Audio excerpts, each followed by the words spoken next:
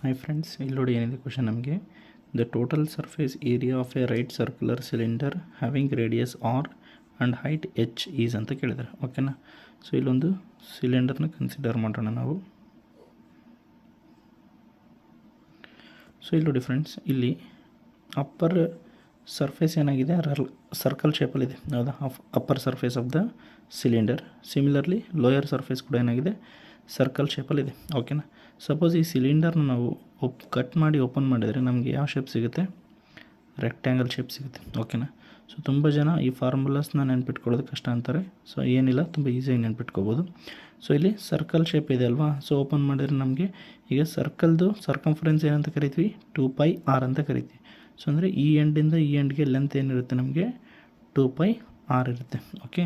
Height ಏನು ಕೊಟ್ಟಿದ್ದಾರೆ, ಹೆಚ್ ಅಂತ ಕೊಟ್ಟಿದ್ದಾರೆ, ಹೌದಾ. ಸೊ ಇದ್ರ ಹೈಟ್ ಏನಾಗುತ್ತೆ, ಹೆಚ್ ಆಗ್ತೈತಿ. ಸೊ ಇದು ಯಾವ ಶೇಪಲ್ಲಿದೆ, rectangle shape. But area of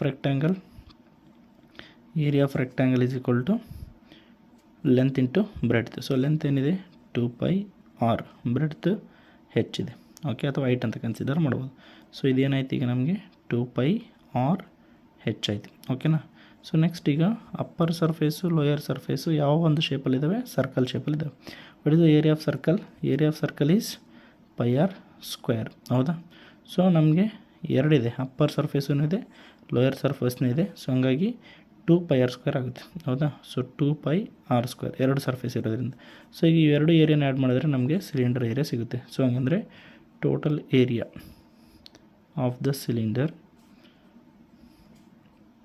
is given by 2πrh plus 2πr square. So ಇದರಲ್ಲಿ ನಮ್ಗೆ ಏನು ಕಾಮನ್ ಸಿಗುತ್ತೆ, 2πr ಕಾಮನ್ ಸಿಗುತ್ತೆ. ಸೊ ಬ್ರಾಕೆಟಲ್ಲಿ ಏನು ಉಳಿಯುತ್ತೆ, r ಪ್ಲಸ್ ಹೆಚ್ ಉಳಿಯುತ್ತೆ. ಸೊ ಹಂಗಾಗಿ ನಮಗಿಲ್ಲಿ ಆಪ್ಷನ್ ಡಿ ಅನ್ನೋದು ಕರೆಕ್ಟ್ ಆಗುತ್ತೆ, 2πr ಇಂಟು r ಪ್ಲಸ್ ಹೆಚ್.